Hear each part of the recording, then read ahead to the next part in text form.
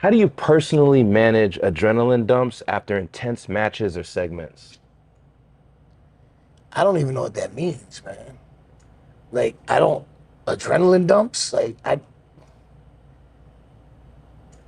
don't even know what an adrenaline dump is. I just, especially, I don't know. I guess maybe if we're talking about, some kind of like a life and death situation, where, but in terms of like performing, like cutting a promo or a match, like, I don't, I can't even speak on what an adrenaline dump because it's just, for me, it's just like a euphoria that I feel that just you ride it and it just slowly just dissipates and it subsides, it goes away. But I, But there's no like come down crash or anything like that. not to me. Not to I've you. I've never experienced an adrenaline dump. I've never experienced a crash because when you finish your segment, if it's a promo segment and it was hot, as soon as you come through the back, you're getting high fives and congratulations and your colleagues who you did the segment with, shaking hands and giving each other feedback and talking about it and yeah, you're still kind of buzzing, but then after that, I'm going to grab a cup of coffee or get some water or Oh, it's just natural for you yeah, then. I've never thought of it that way. I've Yeah. never thought of it in those terms. I remember getting off stage with you. We were performing in Fort Worth, and it's 3,000 people, and we just that 20-minute set or whatever. After we got off, you were signing autographs and everything.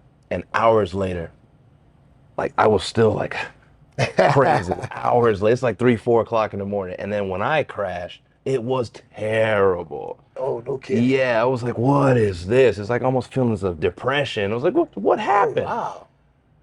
Yeah, maybe. And I have no idea except to think that because I do it every week, All the it's a time. Yeah. regular occasion for me. So maybe I've just developed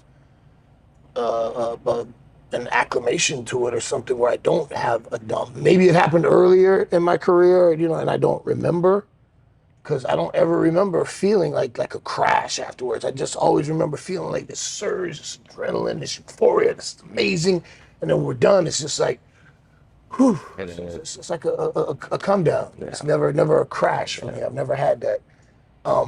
And even with matches, when you have a match and that match was what's up, you come to the back, you're usually hugging the people you work with, shake hands with the producers and everybody.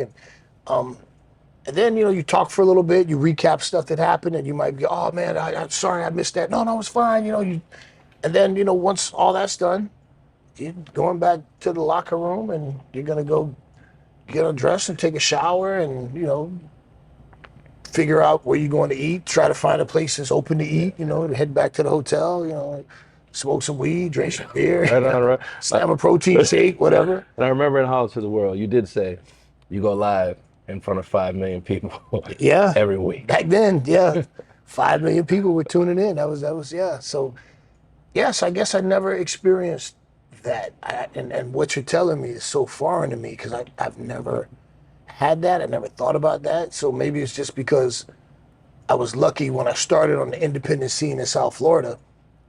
There were so many people that had local TV. So I was doing TV all the time, working in front of, small crowds, but just getting acclimated to it.